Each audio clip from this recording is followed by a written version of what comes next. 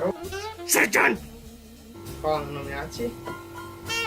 I ajde, htio sam si već motoči. Dio.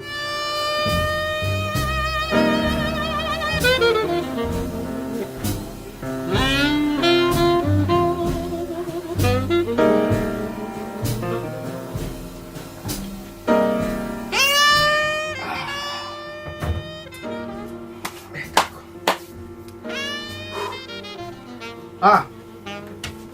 Nominirani su